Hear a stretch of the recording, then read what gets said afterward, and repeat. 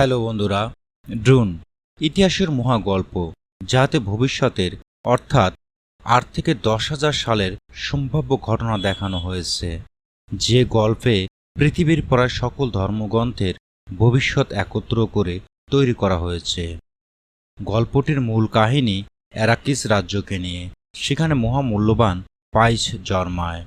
পাইস বিশাল দানবীয় আকৃতির স্যান্ডোমের চলাফেরার রাস্তায় তৈরি হয়, আর এই পাইস খেয়ে মানুষ তার আয়ুষ্কাল বৃদ্ধি করে এবং বিভিন্ন প্রযুক্তির জ্বালানি হিসাবে ব্যবহার করা হয়। অর্থাৎ সেই সময় পাইস যার যত বেশি দখলে, সে জাতি তত বেশি ক্ষমতায়। আর এই পাইস জন্মক্ষেত্র দখল করা নিয়ে বিশ্বের সব মোড়ল দেশের রাজনীতি শুরু হয়ে যায়।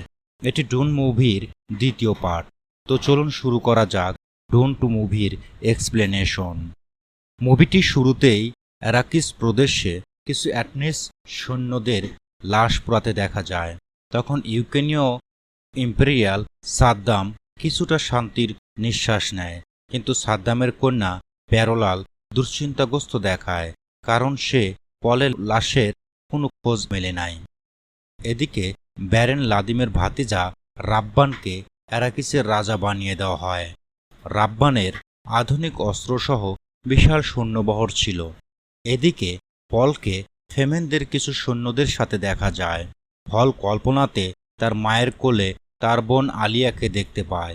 ঠিক তখনই সেখানে রাব্বানের হারকুনিক বাহিনীর কিছু সৈন্য চলে আসে। সেখানে তারা জেমিসের লাশ দেখতে পায়। জেমিস পলের সাথে লড়াই করে মারা গিয়েছিল। তারা জেমিসের লাশটি সৎকারের জন্য নিয়ে যায়। বাকি সৈন্যরা ফেমিনদের খুঁজতে থাকে। ফেমিনদের সাথে লড়াই হয়। লড়াইয়ে ফেমিনরাই জিতে যায়। এরপর তারা মৃত লাশগুলো থেকে পানি উঠিয়ে নেয়, কারণ এখানে পাইসের পরেই পানি ছিল মহামূল্যবান। এরপর তারা একটি বিশেষ যন্ত্রের মাধ্যমে স্যান্ডোমকে ডাকে।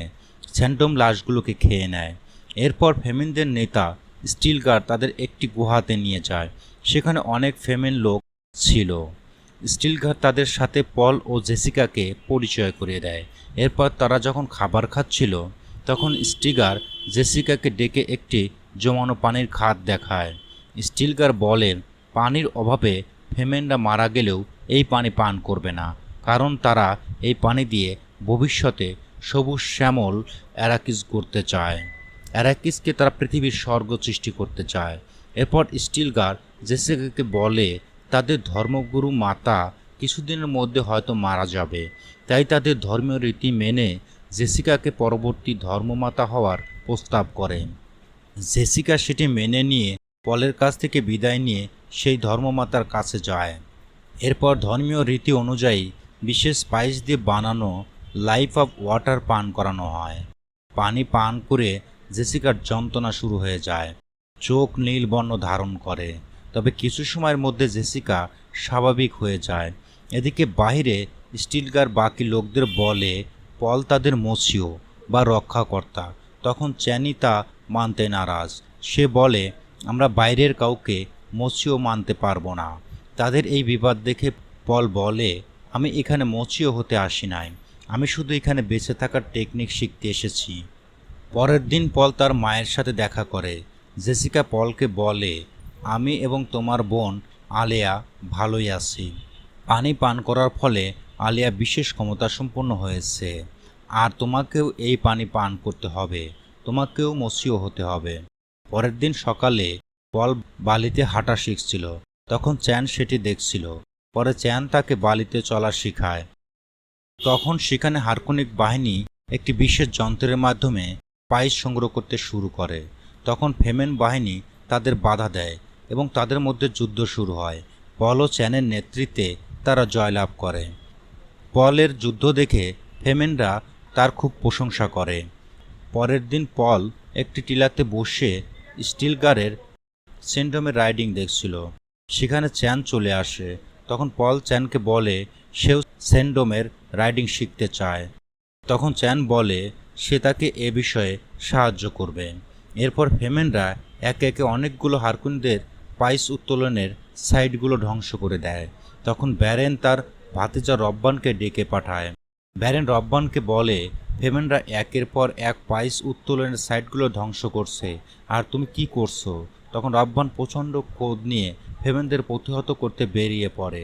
এরপর পল আবার ভীষণ দেখে। সে দেখতে পায় তার বোন আলিয়া প্রচণ্ড শক্তি গেইন করেছে। তবে দুঃখের বিষয়, তার শক্তি ফেমেনদের কাজে না লেগে উল্টো আলিয়ার জন্য লক্ষ লক্ষ ফেমেনরা মারা যাচ্ছে। এরপর স্টিমার একটি স্যান্ডম ডাকার মেশিন দিয়ে পলের স্যান্ডম রাইডিং প্রশিক্ষণ দিতে চায়। পল যদি স্যান্ডম রাইড করতে পারে তাহলে পলের মসীয় হওয়ার আর কোনো বাধা থাকবে না। পল মেশিনটি ফিট করে। এদিকে পলের পরীক্ষা দেখতে হাজার হাজার ফেমেনরা সেখানে জড়ো হয়। পল দক্ষতার সহিত প্রথমবারেই স্যান্ডম রাইড করতে সক্ষম হয়। সবাই পলকে বাহবা দেয়। এই ঘটনাটি দেখে একজন মহিলা দৌড়ে জেসিকাকে জানায়। সবাই খুশি হয়ে যায়, কারণ ফেমেনদের গ্রন্থে লেখা ছিল তাদের যে মসীয় হবে সে তার মায়ের সাথে এখানে আসবে এবং স্যান্ডম চালাতে সক্ষম হবে। কিছুদিন পরে জেসিকা ধর্মপ্রচারের জন্য বের হয়। পলকে তার সাথে যেতে বলে। পল তাতে রাজি হয় না। সে এখানে থেকে ফেমেনদের সাহায্য করতে চায়। পরে জেসিকা একাই বেরিয়ে যায়। এরপর রব্বান তার বাহিনী নিয়ে ফেমেনদের আক্রমণ করে। পল ও চ্যানের নেতৃত্বে ফেমেনের আক্রমণের মুখে রব্বান পালিয়ে যেতে বাধ্য হয়। এই খবরটি কোরিয়ন রাজ্যের রাজা সাদ্দামের কাছে পৌঁছে যায়। তখন সাদ্দামের মেয়ের দুশ্চিন্তা আরও বেড়ে যায়, কারণ সাদ্দার মেয়ে জানতো ফেমেনদের একজন মসীয় আসবে। সে অত্যন্ত শক্তিশালী হবে এবং করণ সাম্রাজ্যও দখল করে নেবে। তখন সাদ্দামের কন্যা এক মুহূর্ত দেরি না করে সাদ্দামের ইউনিয়ম মাদার হেলেনের কাছে যায়। মাদার হেলেনের কাছে পরামর্শ চায়। মাদার হেলেন ইউনিয়মকে বলে এই বিপদ থেকে শুধুমাত্র লাদমের ভাতিজা ফেইথ রাউতা হারকুলিন রক্ষা করতে পারে। তখন ইউনিয়ম বলে ফেইথ অত্যন্ত উম্মত যোদ্ধা, তার উপর ভরসা করা কি ঠিক হবে? মাদার হেলেন বলেন ফেমেনদের প্রতিরোধ করতে ফেইথের বিকল্প কিছু নেই। তখন উপায়ান্ত না দেখে ইউনিয়ম মাদারের প্রস্তাবে রাজি হয়। অন্যদিকে ফেইথকে দেখানো হয় যে তার ফাইটিং স্কিল যাচাইয়ের জন্য ফাইট মঞ্চে কয়েকজন বিখ্যাত যোদ্ধাদের সাথে লড়াই করে। সেখানে ফেইথ একাই সবাইকে কাবু করে দেয়। এরপর ফেইথ তার চাচা ব্যারেনের সাথে দেখা করে। ব্যারেন ফেইথকে বলে রাব্বান তার দায়িত্ব পালন করতে ব্যর্থ হয়েছে। এরাকিসে রব্বানকে সরিয়ে তোমাকে দায়িত্ব দেওয়া হলো।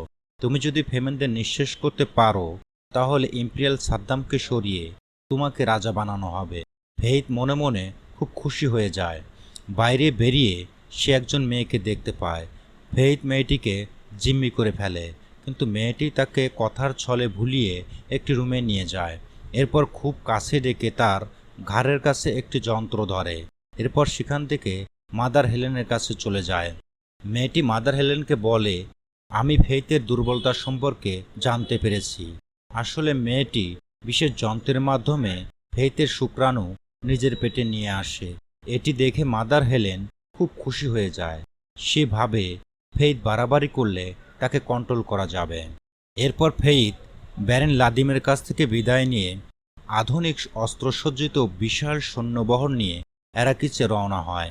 ফেইথ পৌঁছার আগেই সেখানে অন্য একটি দল এরাকিসে পৌঁছে যায় এবং পাইস উত্তোলন শুরু করে। তখন ফেমেনরা আক্রমণ করে। এরপর পল ওই দলের লিডারের সাথে ফাইট করতেই পল সবাইকে থেমে যেতে বলে। এরপর দুজন তাদের হেলমেট খুলে ফেলে। এরপর আনন্দে একে অপরকে জড়িয়ে ধরে। আসলে এই লোকটির নাম গার্নি হেলেক। সে পলের পিতার সহযোদ্ধা ছিল।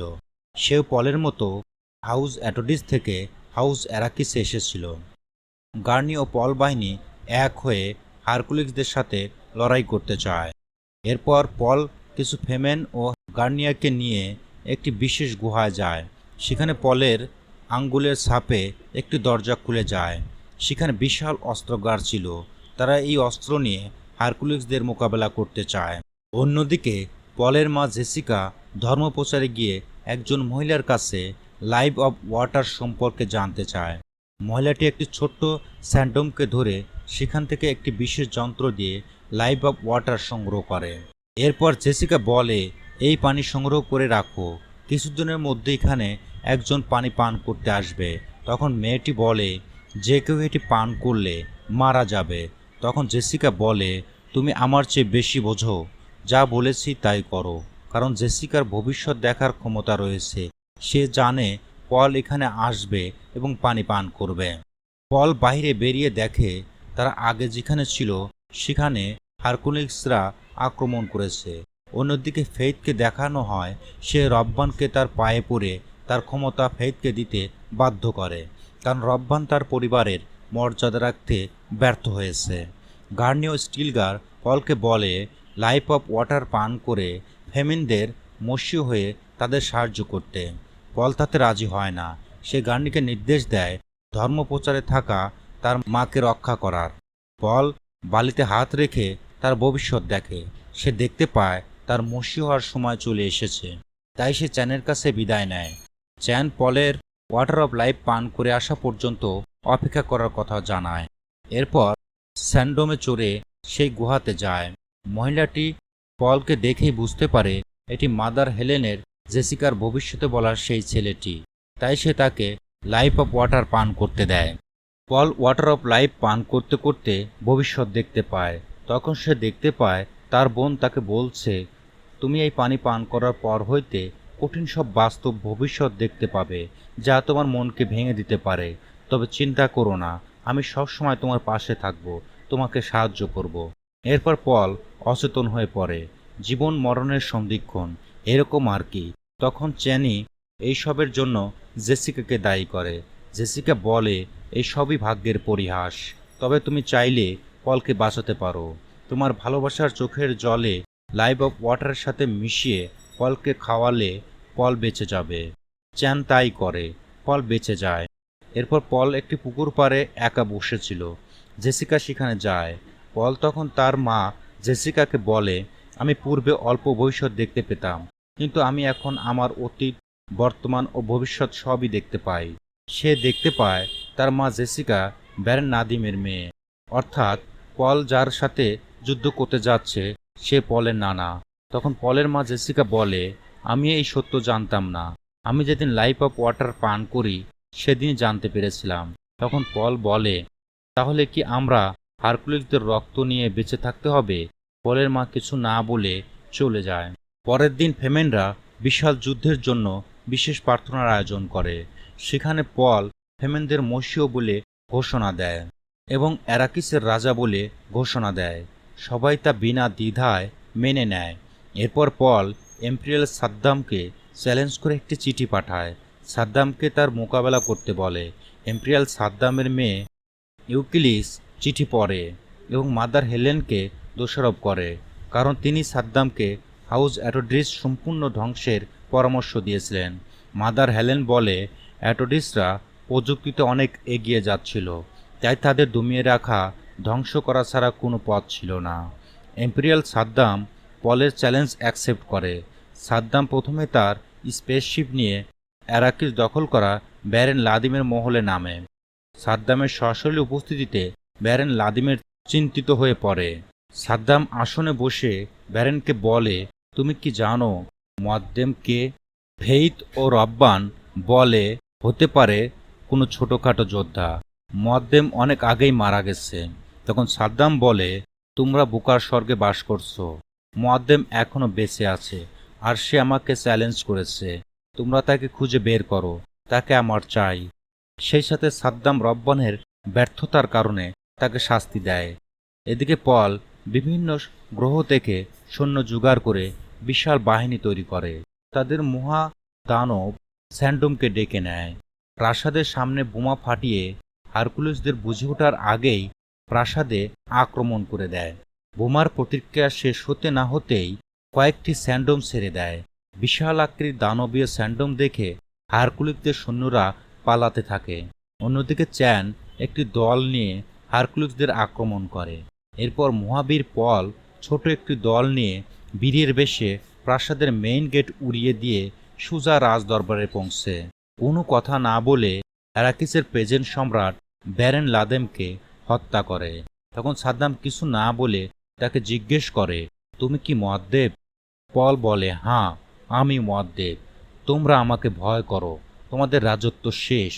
আমার কাছে আত্মসমর্পণ করো। এই বলে পল সেখান থেকে বেরিয়ে যায়। পলের এই বীরত্ব দেখে সবাই তাকে বাহবা দেয়। তখন বাইরে যুদ্ধ চলছিল। তখন গার্নি রব্বানকে মেরে তাদের জাতি হত্যার প্রতিশোধ নেয়। এরপর তাদের মৃতদেহকে জ্বালিয়ে দেওয়া হয়, যে কাজটি ইতিপূর্বে রব্বান ফেমেনদের করেছিল। সারা রাত ধরে যুদ্ধ চলার পরে কিছুটা যুদ্ধবিরতি নেয়। পল সহযোদ্ধাদের নিয়ে অবস্থান করছিল। সেখানে মাদার জেসিকাও উপস্থিত ছিল। হঠাৎ পলের নজর চ্যানের দিকে যায়। পল কাছে যেতেই চ্যান তাকে বলে, যুদ্ধ এখনো শেষ হয়নি। চ্যান বলে, আমার শেষ নিঃশ্বাস পর্যন্ত তুমি আমার জন্য অপেক্ষা করবে। চ্যান উত্তর দেওয়ার আগেই সেখানে সাদ্দাম প্রবেশ করে। সে বলে, আমার মিত্ররা এরাকে চারদিক দিয়ে ঘিরে ফেলেছে। তোমার মৃত্যু তুমি নিজেই ডেকে এনেছো। তখন পল বলে, তুমি যদি তোমার মিত্র বাহিনী দিয়ে অ্যারাকিস আক্রমণ করো, তাহলে আমার বাহিনী সমস্ত পারমাণবিক বিস্ফোরণ ঘটিয়ে সমস্ত পাইস নষ্ট করে দেবে।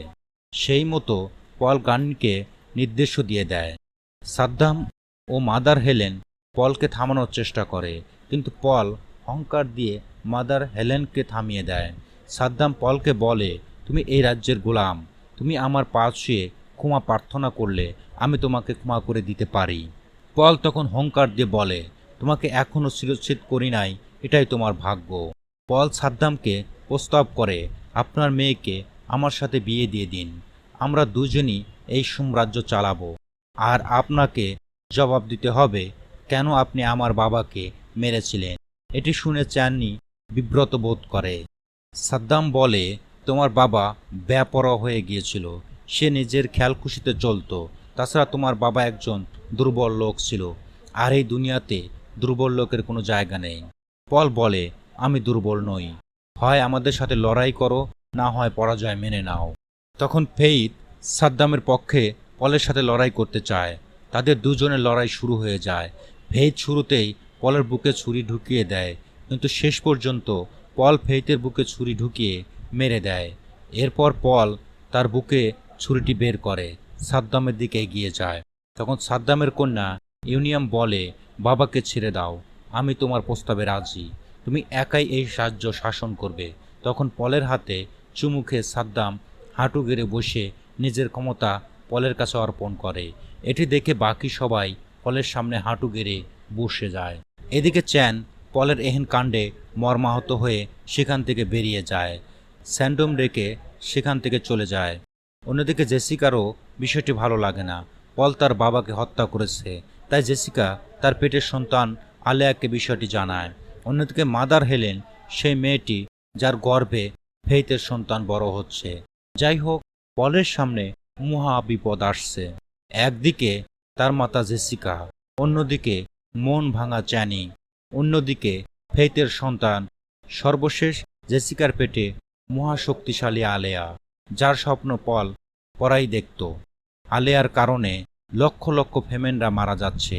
এইসব ঘটনা সম্ভবত আমরা পরের পার্টে দেখতে যাচ্ছি। মুভিটি এখানে শেষ হয়ে যায়।